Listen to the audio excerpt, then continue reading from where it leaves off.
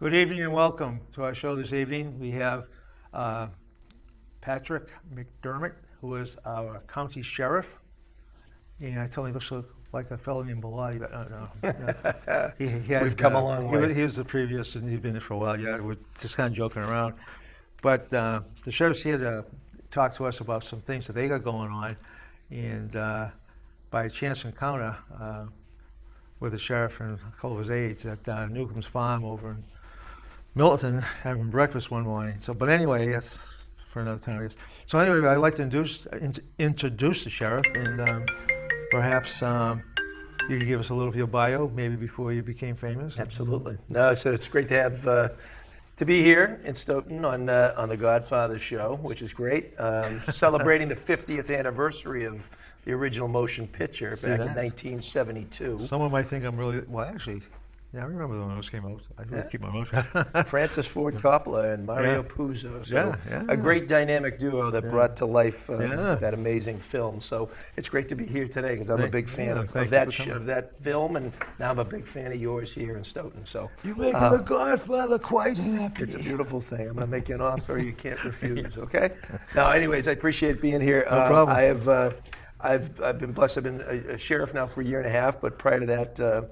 I have a long career in public service. I actually started at the State House right after college. I'd been trying to look for a job up the State House. I got my degree from Boston College in political science and communications, and wanted to get involved in government, and started knocking doors at the State House and realized very quickly that I needed an in. I needed somebody that actually could bring me to the table to a work environment. And most of the advice I got was to join a campaign. If you join a campaign, that'll open the doors to get an actual opportunity to work at the State House. And so happened to be at the Knights of Columbus in Quincy one night, and ran into a young man by the name of Mike Bellotti. Mike was running for state representative in 1992 in Quincy. And I said, Frank Bellotti, the whole thing.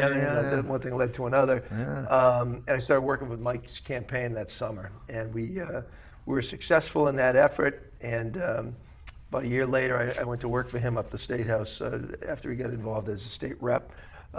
Shortly thereafter, I worked my way over to the Senate. I worked for another individual whose name is probably familiar to many people in Stoughton, Michael Morrissey, who at the time was the state senator from Quincy and Braintree and Holbrook, who's now the district attorney. And so I worked for Mike for about a year before venturing out on my own into political life. And I ran for the Quincy City Council back in 1995. My district seat, my ward seat was open at the time.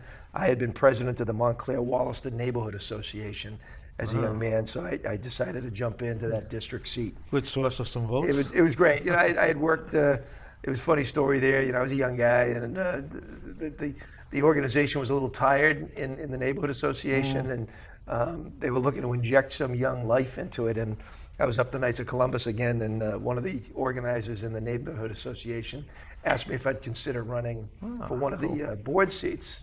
And I just, I think young, arrogant, said, well, I'll run, but as long as it's the presidency. And I was kind of half joking about it, but sure enough, I showed up at the next meeting, and he nominated me as the president for the neighborhood association. I was 23 years old, but I really enjoyed that hands-on political foundation I got with the day-to-day things in a community. Making sure that the streets were clean, that parks were safe, and schools were invested in, and it really kind of fostered that original passion for public life. And when I ran for the city council, I did run on those bread and butter issues that make a community a place that you want to live and raise a family. And so I served 6 years on the Quincy City Council. I was the chair of the Park and Recreation Committee. I was vice chair of the Public Safety Committee, so I worked directly with our police, our fire departments, and our first responders on a lot of issues. Community policing was just coming in vogue back in the 90s. We did National Night Out, a few other things. I was the chair of the Business and Economic Development Committee, and if anybody that's watching ever comes to Quincy these days, some of the things that are finally coming to fruition in Quincy with the building and the infrastructure improvements, the new restaurants, the robust retail environment, Those were things that we started when I was chair back in 1996, 97, putting together a long-term vision for where we wanted to see the city of Quincy going. So, but I had a great time. 6 years in the Quincy City Council gave me a great opportunity to grow as a young elected official. Also allowed me the opportunity to go back to law school. I attended Suffolk University Law School while I was a Quincy City Councilor. Got my law degree in 2000. Passed the bar exam, became an attorney. Same time I got married, started settling down, started getting some roots going. Yeah. La familia, that's the whole thing going on. Yeah, And we ended up, it was great. And I was actually going to start my law practice. My wife is an attorney, and it was time for me to move on to something different. And so when I decided not to run for a fourth term on the city council, I decided to just figure out where the next chapter was going to be.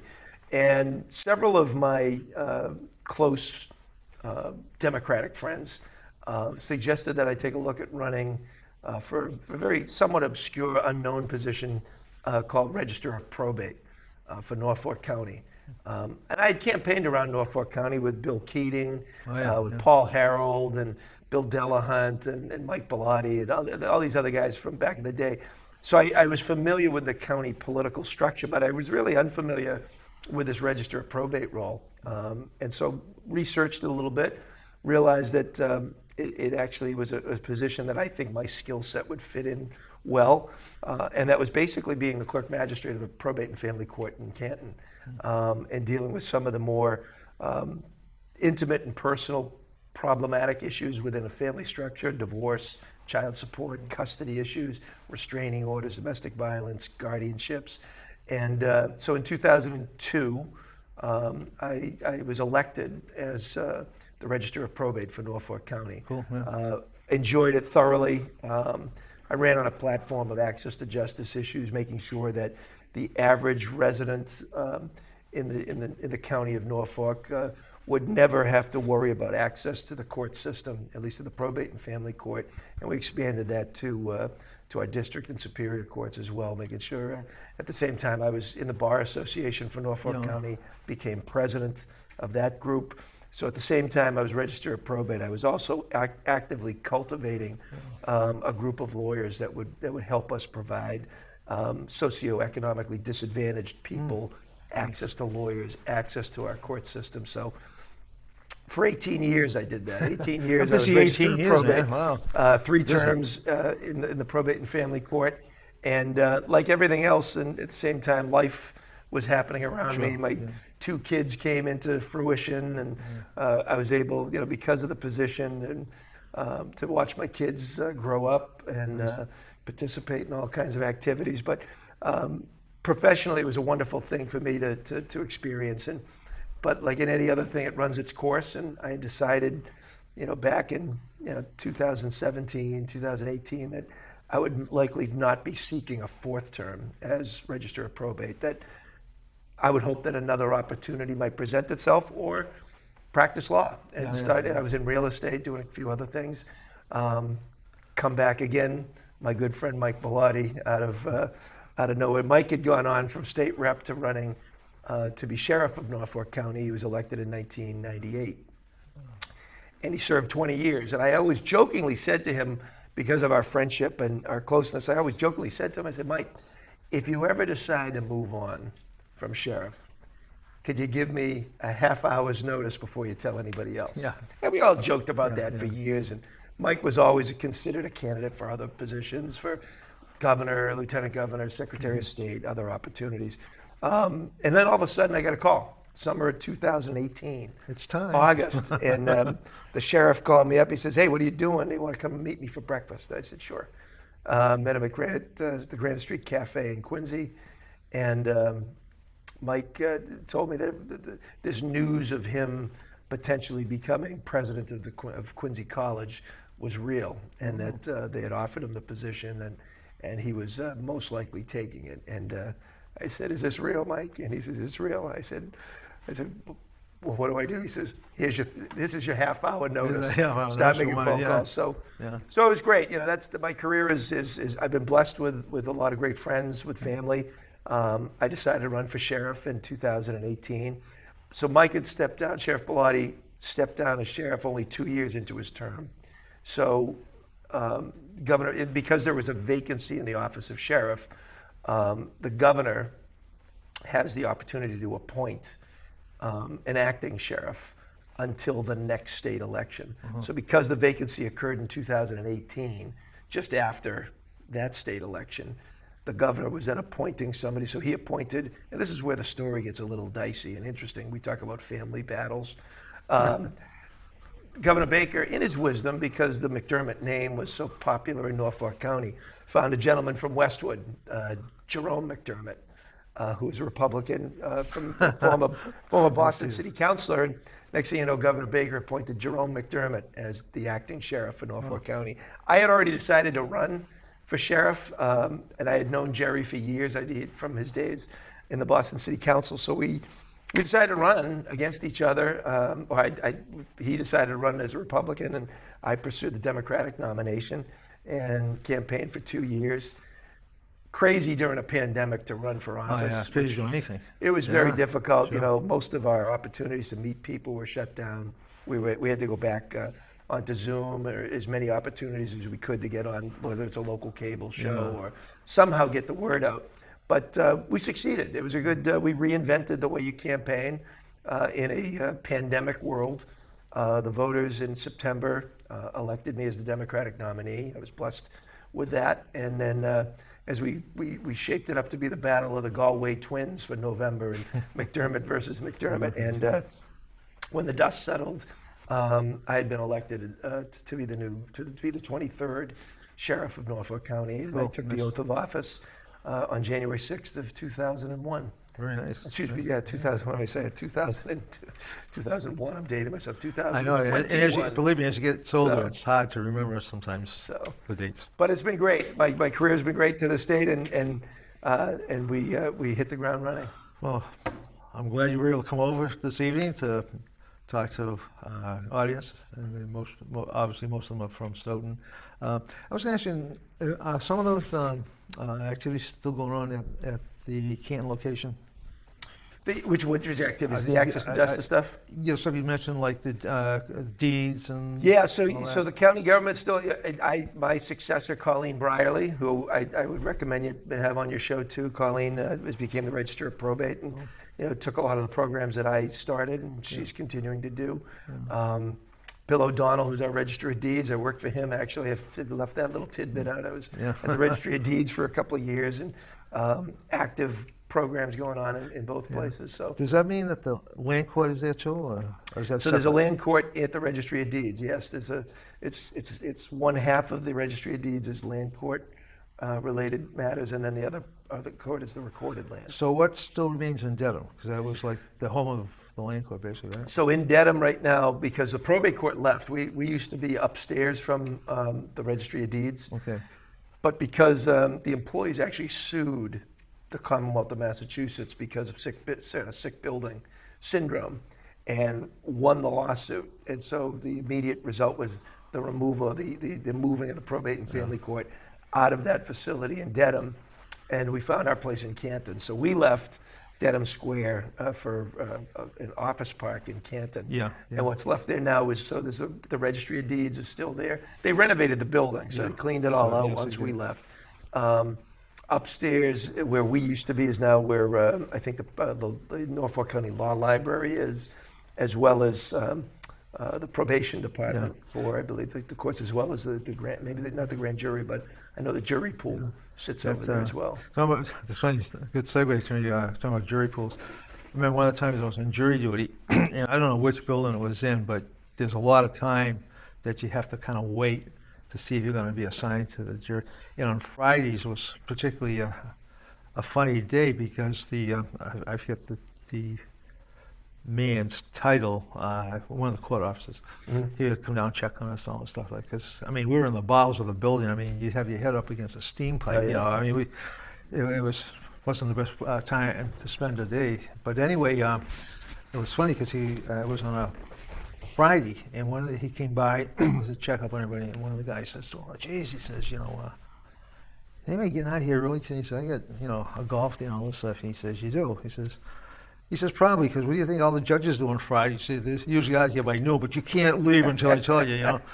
So but that was one of the older buildings. But I think that was probably one of the better moves they made to go out, not because it's Canton and it's closer to us, but I think they really, as I recall, needed space there too. Yeah, space was crowded. Yeah. Parking was awful out back. That's a tough place to park. It's a tough place to park, and then at the end of the day, you know, life got busier. You know, especially in the probate and family court. You know, hundreds of people were going to the court every day, and so when we moved over to Canton, we had our own parking lot, and we had our own facility, brand new building, better court, brighter, better facilities, better IT, and I think it was good all in all for the county government to see that happen. Now, does the sheriff's department slash office, where would they fit if they do fit in? What we would say is traditional law enforcement, like state police, local police, or is that just a separate? Are you considered part of that? So we are. So the sheriff is an interesting position. It's actually the longest serving law enforcement office in the world. It actually has started back in feudal times over in Europe, most notably in England and Scotland. And the office of sheriff was something of a revered title within what were back in the days known as shires. And shires were just small communities that were brought together of common folk living together, sharing resources. And the people of the shire would elect a reeve. It was called a reeve. And the reeve translated was guardian. So the guardian of the shire was the reeve. And over the course of time, the shire reeve developed into the title of sheriff. Oh, so and so this came over to the United States when the country here was founded, and right here in New England and up the East Coast, down the East Coast, we're shires, and in fact, Dedham is known as Shire Town for Norfolk County, where the seat of the county is, and so the sheriff for Norfolk County goes back on the 23rd, so back in the 1700s. But even prior to that, there were sheriffs around the United States. In the various counties that had propped up. Over the course of time, as our country grew and as municipalities became more incorporated, local townships, cities developed their own municipal law enforcement, and the sheriffs, by and large, took a little bit of a back seat in terms of the day-to-day law enforcement component, and that has evolved to today.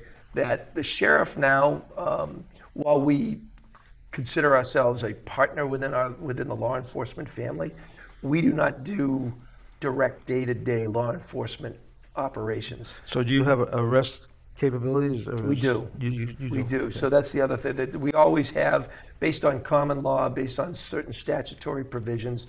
Deputy sheriffs do have arrest capabilities. We certainly have firearm capabilities. We have police vehicles that do go out and patrol. We do details in every community in Norfolk County.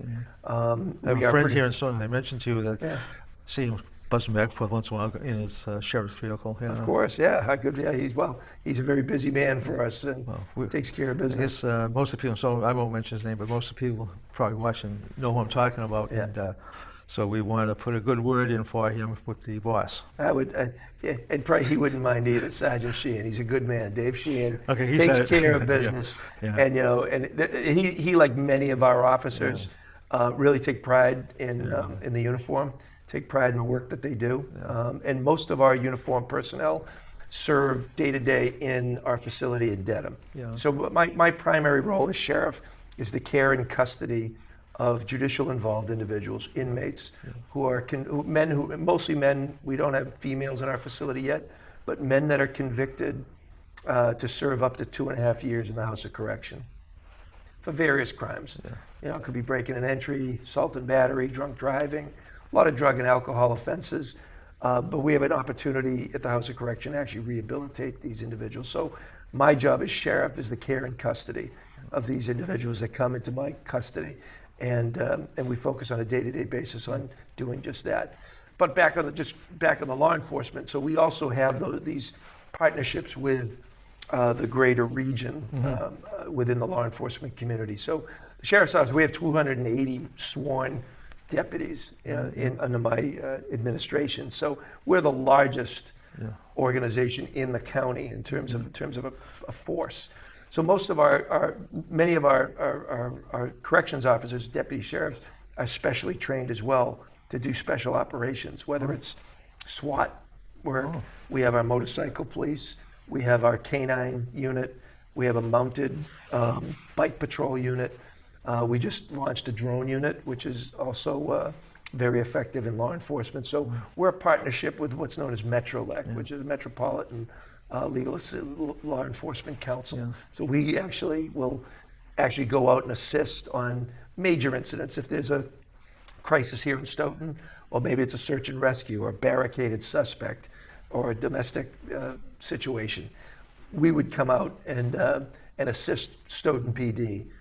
Or whatever local municipality we're called out to assist on. We have a mobile command center that we roll out, which local PDs can plug into and have a command center at the incident site. And we have trained crisis negotiators that can come into a situation and assist local PDs. And our role is to be kind of an extra resource for our local police departments. And certainly Chief McNamara here in Stoughton knows. She got her start at the Norfolk County Sheriff's Office back in the day. I hearing about that. Yeah, and her family in Stoughton was like back into the 1850s or 60s. Absolutely. So Donna, she's fantastic. She is. We have a great working relationship with her and the Stoughton PDs. Anytime that we're needed, provided we have the resources, we're here to provide them for them. So our role in law enforcement is more as an additional resource to things that might not otherwise be afforded here in the local town. So do you guys work out of the correctional the facility? Dedham. That's one on the highway, right? We are the only correctional facility located in the middle of a federal highway. I thought that was kind of it's pretty unique, built in 1992. Yeah. We are a 306 bed facility that we have as of today's count, we have about 330. So we're just about at our capacity. Back in Sheriff Bellatti's day, when counts were really high, there were over 700 that were in the facility. People were sleeping on the floor, in the library, in the gym. Counts have come down significantly based upon criminal justice reform, and then COVID hit. And we had an opportunity, I didn't have an opportunity, but the prior sheriff had an opportunity to review certain offenses that were serving time, and any non-violent offenders were released with court permission, basically through the pandemic, and our counts have remained generally the same. Well, that's since, good then. Yeah. So things are going well. I was just thinking, going back to what you were talking about earlier, how the sheriffs, started and stuff like that. And again, showing my age, there used to be a show on TV with the sheriff of Nottingham trying to catch up to Robin Hood. And as I recall, he never did. But the problem is some of the depictions of sheriffs in pop culture have not necessarily been as flattering, so to speak. We've got the sheriff of Nottingham was not a good guy. He was actually, that depicted a certain truth, though. Yeah. Because like at any other agency back in those days, there were certain sheriffs that did get corrupted by the king. That served the king's purpose rather than the people's purpose. And but then you have. The Andy Griffith show, which was kind of a folksy thing. Yeah, we had some, going back, we had some pretty good shows, because some of that, basically, TV pretty much started when I was, probably 5 or 6 years old, something like that. I was in the early 50s, and most people didn't even have a TV. One of my cousins who was... had a great business going. He had the first TV, and we used to all everybody gather around, and we'd have to wait. We would stare at that, signage on the screen. But wait till the color thing was going on. Yeah, so it's things. I don't know how you guys, seriously, in blue, I could never do what you guys do. Not on the good side of stuff that you do. But to deal with,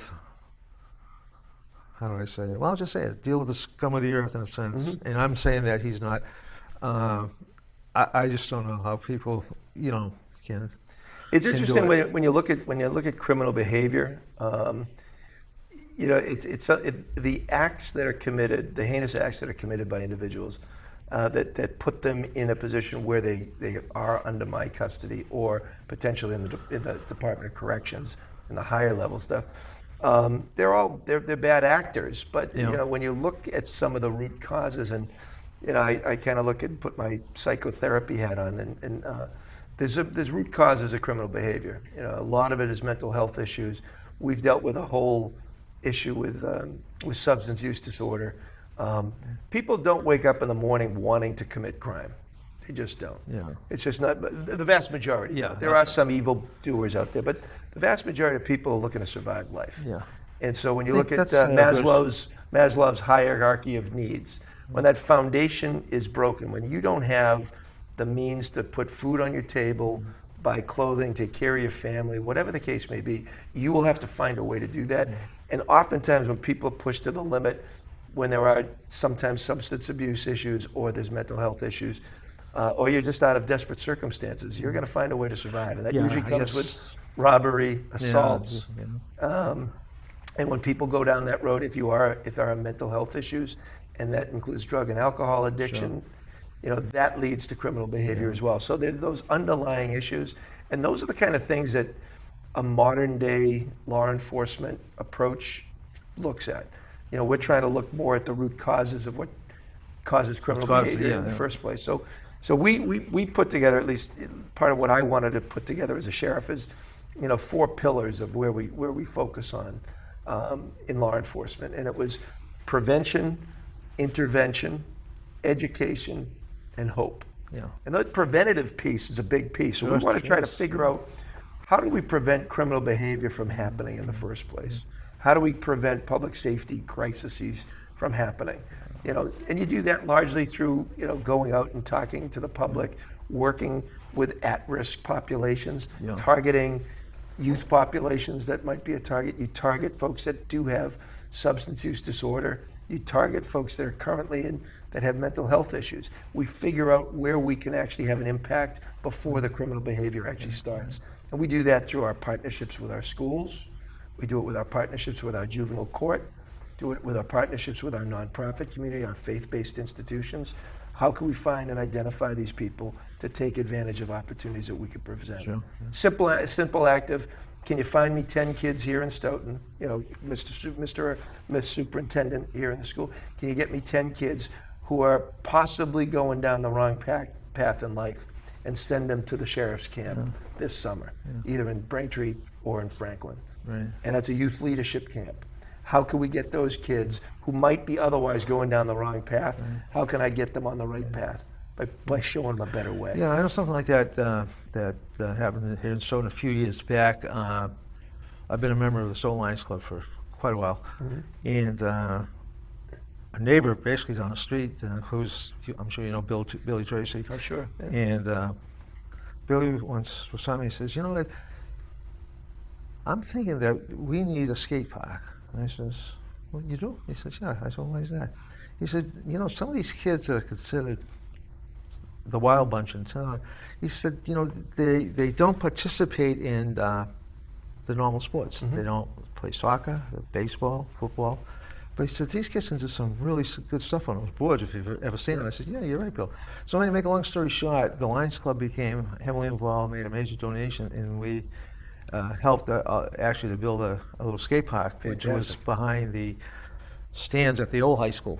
And it worked out pretty well. And but just something like that, to give, like you were saying, it gave these kids something that they could do to take up their time constructively that maybe all their friends were doing on the football field adjacent to Absolutely. And that's you got to find that in every kid.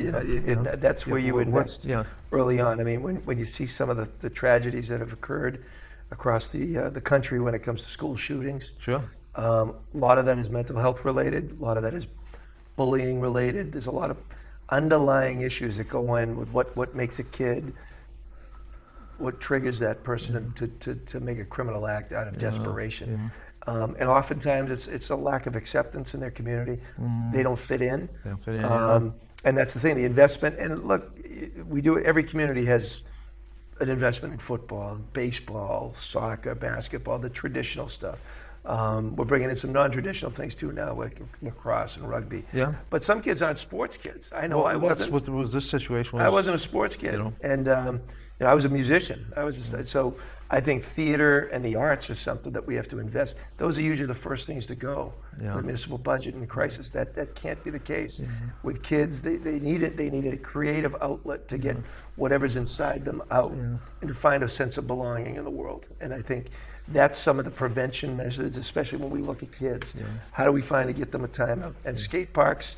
I agree with you. A lot of times the snapshot with and when people would think, and stereotype a skate kid as a troublemaker, and that was I think a you're correct. shame on that, but that was the Yeah. stereotype that would be put out there. And now it's an Olympic sport. Now it's an Olympic sport, exactly. So- You never judge that book by the cover. You reframe it a little bit, and next thing you know, you have a success story. Yeah, and I think Billy's idea at first sounded kind of weird to me, but of course, being in the courts too, he had a pretty good pulse of what's going on. But and it worked good. But after time, I guess it got lost in the shuffle when they built a new high school. Oh, yeah. So, and maybe someday they'll find a space for it somewhere. Well, where there's a will, there's a way. Yeah. And you got to figure out. Sometimes that's the toughest thing is to find that way to do it.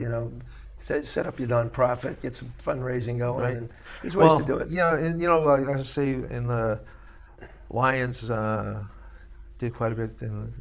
Just put a plug in for the Stone Lions. We do a lot of stuff around town. And I Lions think clubs we're are great. doing it. My wife was a member of the Quincy Lions for a Oh, number of really? years. No She kidding. dropped out though. I think when the kids started coming to fruition, and you gotta have time. And I actually maneuvered over. I'm a Rotarian in Quincy, Oh, so okay. I'm a past president of the Quincy Rotary Oh, Club. good. But So- same thing, Same thing, all yeah. those organizations, the Kiwanis, the Lions, great service organizations, and I'm a big fan of the nonprofit community in general. Not everything can come from taxpayers' money, and there's only so many resources, and so you need to rely on your partners with the business community, with the nonprofit groups, to sometimes bring some of these ideas to fruition. Yeah.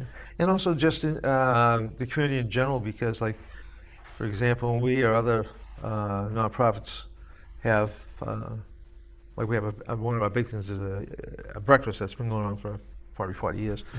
But you get the community coming to these events, Yep. and the monies they contribute, we put back into use. So it's sort of a nice circle.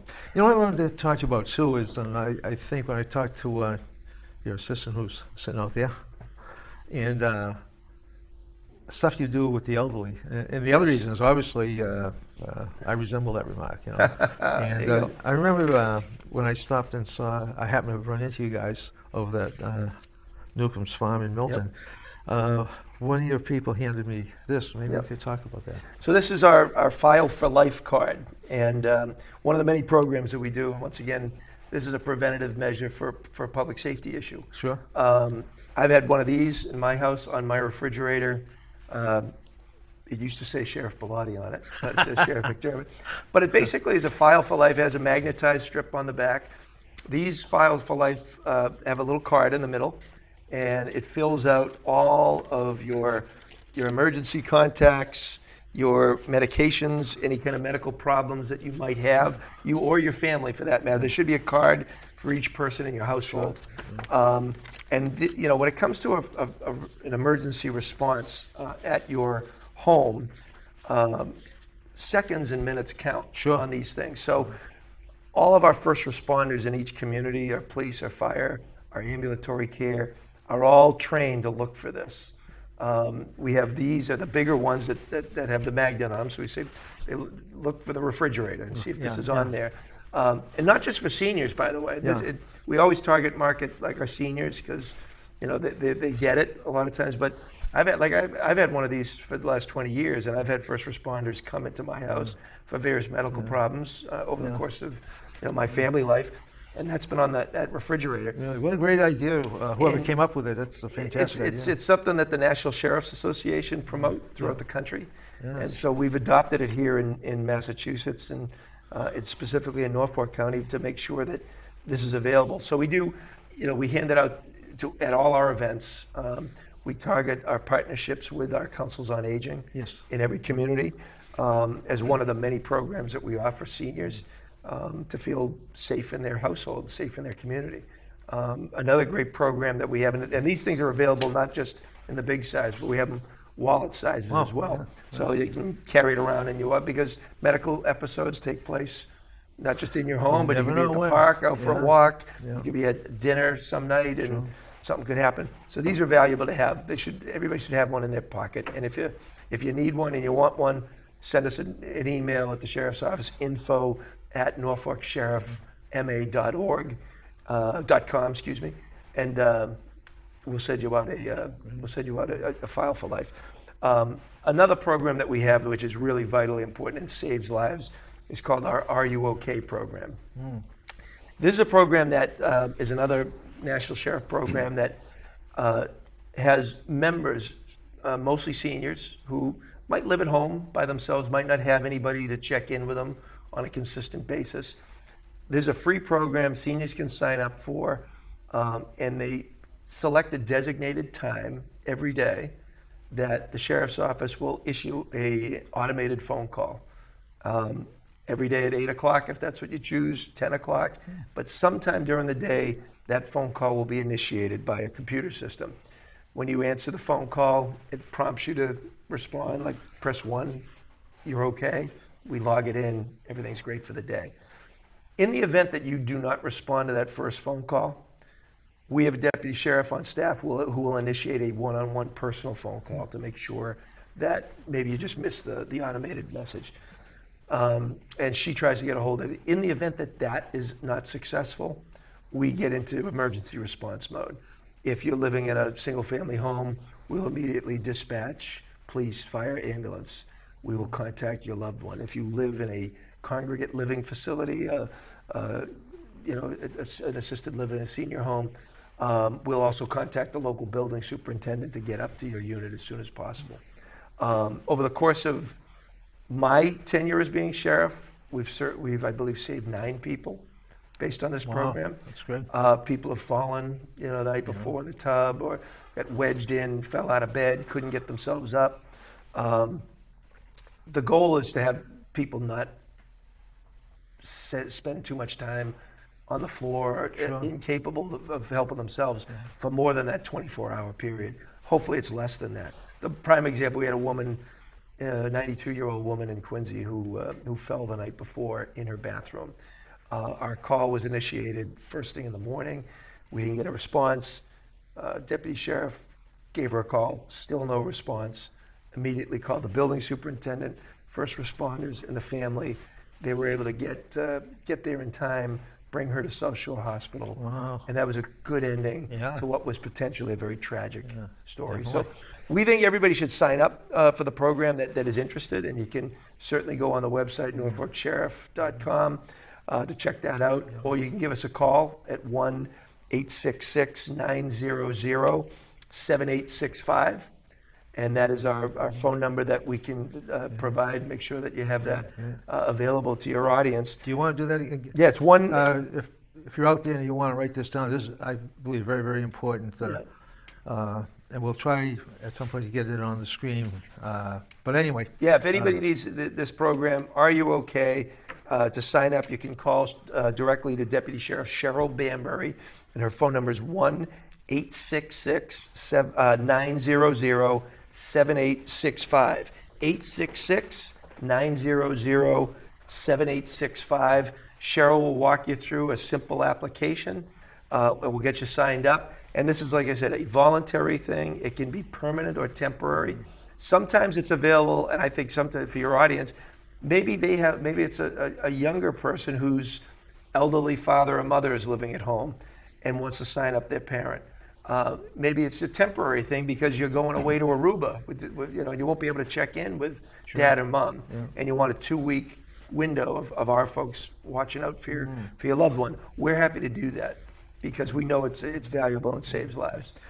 A while back, we had Michael Bellotti on, and if I recall, he had some kind of a device that he brought. It was either here or at our Lions meeting, and it was some kind of electronic device to find out where people that may have had Alzheimer's and have wandered off. And it was quite a contraption that he came with. And he was showing us how I it think that worked. might have been through. I think it might have been Project Lifesaver. Yeah, yeah, I think it was. Which is Yes. which is kind of it's a great resource that that we need to get back in touch with. The technology was a little. At the time, it was cutting edge. Yeah. Now It's probably a lot little- smaller. Now it's a lot smaller, Yeah, compact. yeah. I mean, it's wearable stuff that you Sure. can wear. Yeah. But it's a great program that usually is partnered with the local fire department or Oh, first okay. responders. Yeah. And we identify people that might have dementia or Alzheimer's, that might be wanderers. We get a lot of those calls from time to time to help assist local police departments when there's a call out for a missing person, an elderly person that might be wandering, went out for a morning walk and then just get disoriented. And the Project Lifesaver component usually has, it's basically a GPS monitoring device that we would have at a central location. We would initiate like where you are. I mean, right now, modern technology, we all have our phones. Yeah. They're all GPS related. I mean, there's watches, there's Jewelry, bracelets, yeah. there's jewelry that you can wear. It's not as ominous as wearing like an ankle bracelet for like a probation person. This is a great program too that'll help save lives. So we don't currently have that up and running, but we are going to invest in that to make sure that that program gets backed out into the communities. It's somewhat often, especially in the summertime, you'll see or read about someone in some community where someone's gone, and sometimes it doesn't end well. No, Unfortunately. and that's a sad thing. And I think I would be remiss. We're in the month of April right now. April is Autism Awareness Month as well, and this program applies to children who are on the spectrum, so to speak. And if you have a child with autism, that would be something clear too, because if God forbid you lose your child or your child wanders off, there's another opportunity for that. So Autism Awareness Month. We also, on that subject alone with the kids, if you have a child with autism, we have a program with the Sheriff's Office, our seatbelt program. And so we have complimentary seatbelt coverings, which indicate that your child, the occupant in your car, is autistic, and it gives first responders that heads up if, God forbid, you're if the driver is in a medical episode or you're in a car accident. When the first responders come on scene, they know that individual who's in that seatbelt has autism, and there's just a different way to respond. And first responders are trained in how to deal with somebody that might be autistic, who might be verbally impaired, or might lash out, even though that the person's trying to help out. That at least gives them the heads up that individual has autism. So we have those available usually down at the police department. I think they're available at the Stoughton PD. If anybody has an autistic child or young adult in their care and wants a seatbelt cover for their automobile, we're happy to do that. Do you ever get to work with the Higashi School over in Randolph? We do. We partner with them. We have we launched our renewed seatbelt program with them back a year ago last summer. It's quite a school. And unbelievable school over there. There's some of the things that how they work with those kids in terms of independent living, and some of the things that they teach them are unbelievable. And we're hoping to circle back with them this summer. They have. I don't think they have anything, because we were looking for things in the month of April because of Autism Awareness Month. I didn't see anything on the calendar for them, but I know that they have an annual cookout down at the Higashi School. So we're hoping to partner up with them and bring some of the programs to the folks at the Higashi School. Talking about people that can get lost and wander. I think it was within the last couple of weeks, there's somebody that got in their car. I think it maybe been in Rhode Island, and he just was driving around, and I guess he had stopped at a gas station. Yeah, I don't know if it was in Canton or something like that. But eventually they did find him. But this is someone that he was just driving, and didn't really know where he was. But he wasn't incapacitated in any form. He just went in, got stuff, and I guess there had been an alert out looking for the person. So it can happen to, you don't have to be. nearly incapacitated in that sense. You can have, just someone that goes out in a car. It's just another version of someone that would go out for a walk. Well, we jokingly even said earlier that we all use the phrase that senior moment where you Yeah. go into a brain freeze. Getting a few of those. The disease of dementia and Alzheimer's, that it starts out with Yeah. kind of those moments Sure. and it can be a panic-stricken moment that all of a sudden you don't know where you are, Yeah. sometimes who you are. And that can happen to somebody who is in the early stages Sure. of dementia, and so it can be a frightening moment. And you want people to get medically diagnosed and make sure that that's the correct diagnosis for them.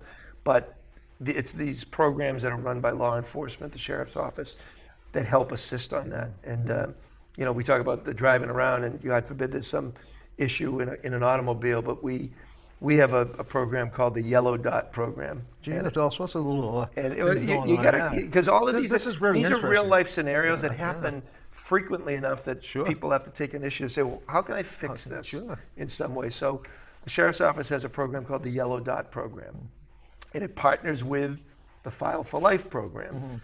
So we ask that people who participate in the Yellow Dot program, they affix a little sticker in the back of their vehicle. And when you have a yellow sticker on the car, it indicates to first responders that one of these File for Life cards is located in the glove compartment. Wow. And so once again, Neat. Yeah. whether it's Nice. somebody who might be, in the early stages of dementia or Alzheimer's, or has a medical episode at any, or a car accident, we know that to look for this, if they have that yellow dot on their car, first responders say, up, yellow dot, go to the glove compartment, up, there he is, there's Pat McDermott, he's got, diabetes, or he has heart issues, or what the issue might be, and they'll able to assess their medical situation on the scene, and sometimes with an unconscious victim. So yeah, these things save lives, and that's the Yellow Dot program. Something that we roll out, we talk a lot about with our seniors, but once again, we're rebranding this so that families, anybody that drives an automobile should have that in their car, because sadly, tragic moments can happen to any one of us at any given time. Yeah, it's amazing just listening to some of these programs you have, and sometimes I'm listening. I'm saying, "Gee, that sounds so simple, but no one thought of it until someone here thought about it." Yeah. But just a yellow dot, it's like. And we want to market. That's why your show is so great, and coming on various cable access channels, or using the local council on aging, or Thank the you. local newspapers. We need to do a better job getting the word out and marketing to people. And so it's shows like this that are very important in getting the word out. Yeah. And we'll print as many of these up as we possibly can, because if we know if it saves one life, every penny's been worth it. Another thing, actually, before we started the show, our producer mentioned, he said that is a good place to put your COVID cards. Absolutely. So And you always know where it is. that's a great idea. Always know where it is. And that way, if someone does come in and want to know whether you have had a shot or not, if the card is there. Yeah, I don't know how many, Another- countless times, but I think both of my kids have lost their COVID, their COVID card. Luckily, they have it on their phone now. It's Yeah. all digital, and Yeah, that's yeah, a new way yeah, of thinking yeah. things. But you know what? The old-fashioned approach, I think, is still the number one way that we're going to do things. So, Yeah. Around the country, there's, in certain years, I guess, there are a lot of DAs that are very, very, I don't know what the word is, but they don't, in fact, they're not really supporting the police departments, because they're either promoting light sentences, or the whole question of bail and stuff like that. Now, we know Mike Morrissey obviously is not like that, and I don't know whether we have people like that in other counties in Mass, but that's something that's kind of troubling. well, and I mentioned before about like the swelling of inmates that went on back in many years ago. We had over 700. As criminal justice reform has kind of come to the forefront a little bit more, and I certainly, the pandemic kind of put a spotlight on a lot of the issues. And then you had the George Floyd incident, where it was a horrific, awful event with a police shooting that just caused all kinds of negativity around. Yeah, for sure. But you know what? It allowed the debate to open up. People started to have conversations. District attorneys, sheriffs, local law enforcement, members of our minority communities were able to get together. Substance abuse, health came back to the forefront for discussion. But we started talking about like incarceration. You know, is incarceration the actual tool that we need in order to create a safe society? So you had some district attorneys that were focused on, well, we're not going to prosecute small crimes. Yeah, especially in California. I think that's a bad approach in general, but I understand what the conversation is about. There needs to be more programs available to kind of deflect from incarceration, deflect from prosecution. The worst thing in the world, like we talk about prevention in the first place. So if you get a 19-year-old kid that's, you know, gone down the wrong path in life, and the next thing you know, they're shoplifting. You know, and shoplifting is a crime against a small business. Could be a big business, but it's a crime. Yeah. If you choose to prosecute that 19-year-old, and all of a sudden they're prosecuted through the district court, they're likely not going to do jail time immediately. Yeah. But once they get that first conviction, that conviction stays with them for the rest of their life. Next thing you know, they're unable to secure a better education.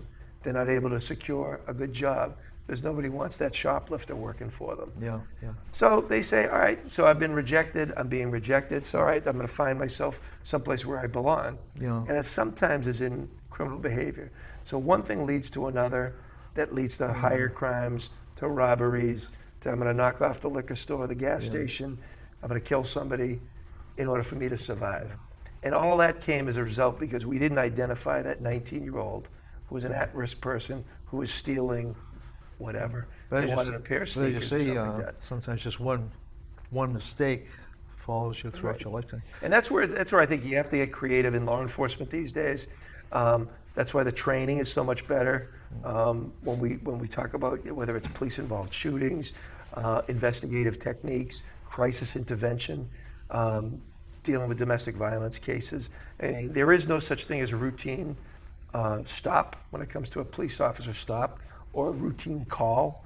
You know, somebody calls for help, you know, I need help, come to the house. There's no such thing as a routine. You never know what you're walking into. Right. And that's why officers need to be highly trained. As in Massachusetts, they are very highly trained.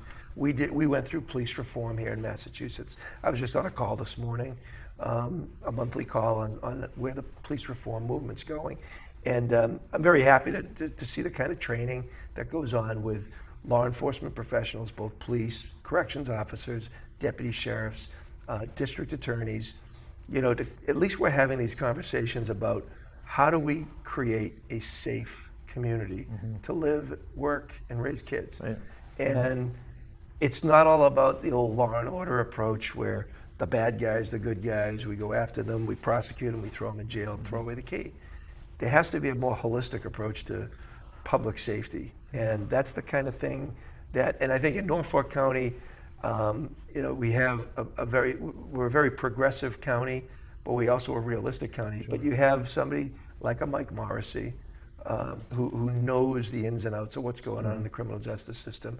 I'm a former prosecutor as well. That was another thing I failed to mention, but I was a former prosecutor with the Suffolk County District Attorney's Office 20 years ago. So I know that criminal justice element. Now I'm the sheriff. And with those partners, we're actually, you know, I'm launching a public safety alliance.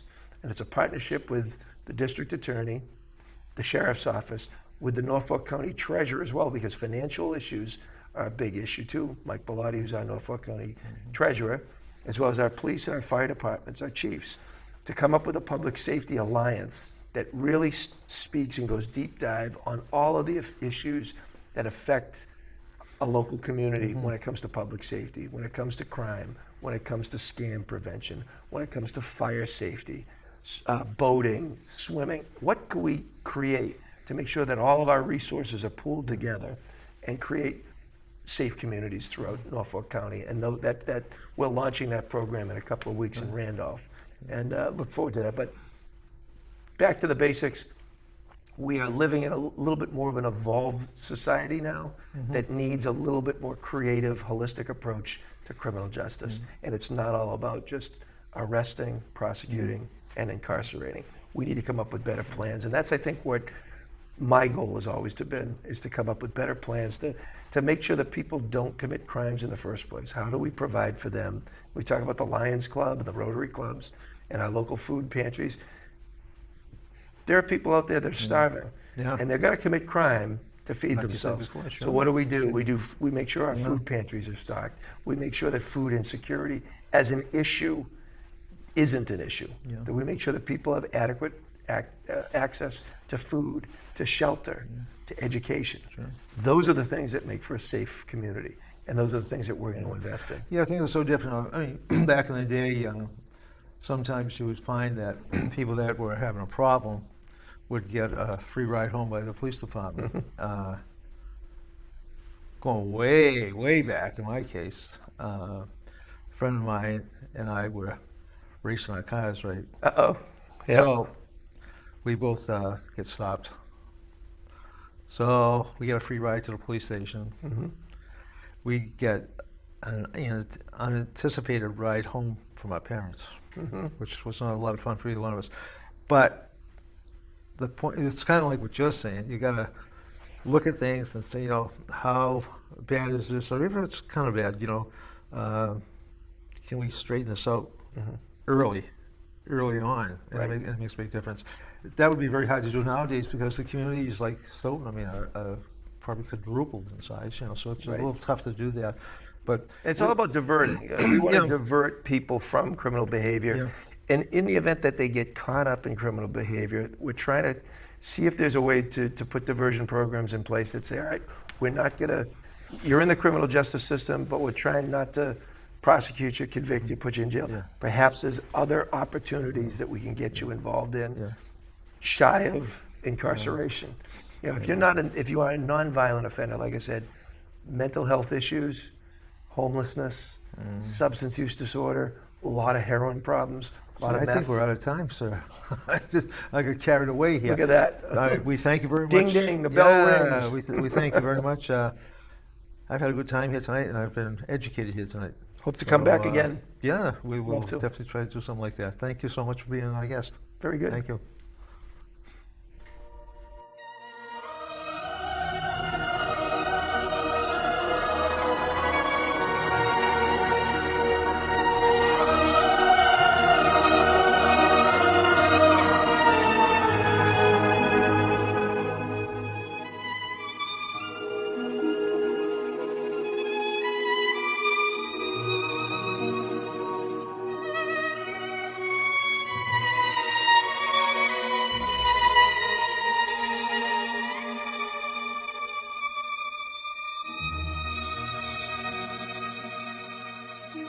Leave the gun. Take the cannoli.